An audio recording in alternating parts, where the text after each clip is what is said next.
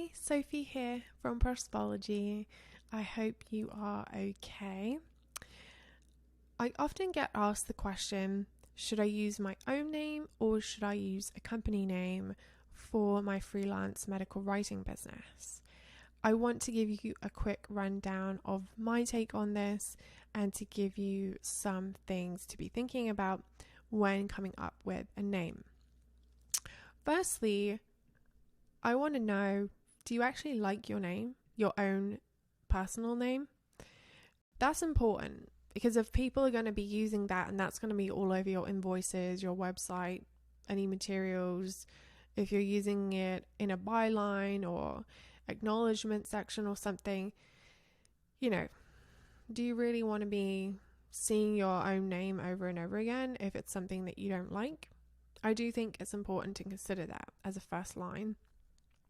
Secondly, is your name likely to change? One of the things that I thought about when I was first setting out as a freelancer was, what if I get married? What if my last name changes?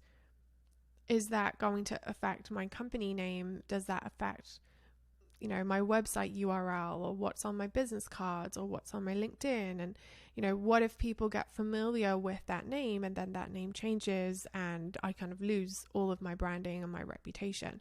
I think it's really important to consider that as a business owner because that brand is so, so important. Obviously, it would depend on when the timing of that was.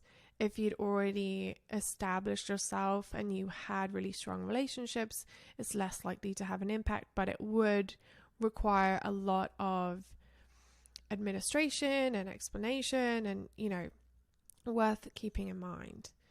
Thirdly, is to look for the domain name or the URL that you want to use. So if you had, whether it's your name or a company name, if you had a name in mind that would make the most sense for the URL, you need to see if that's actually available, because if it's not really worth going down that road. Or if someone else still has a name, if someone else has that exact domain name that is your name, people are going to get confused, especially if they're doing something very similar or the same thing as what you are doing. So definitely keep that in mind when you're making that decision. Number 4 is, if you are planning on incorporating or expanding in the future, it may make more sense to use a company name because it's not just you who's going to be involved. If you would rather people saw you as a professional entity and then have the flexibility of whether you wanted to have more people on board or not, it's worth going with a company name to start with so that you don't have to change everything further down the line. Whereas if you want to keep things simple and you know that it's only going to be you and that's why you're doing it, because you just want that independence and no one else to answer to and no one else involved, then it might make more sense to use your own name. And then lastly, you need to think about your logo. So even if you're only using it on your invoices or on your website or in your email signature, you still need to have that branding everywhere you go so that people think of you and they see you as a professional.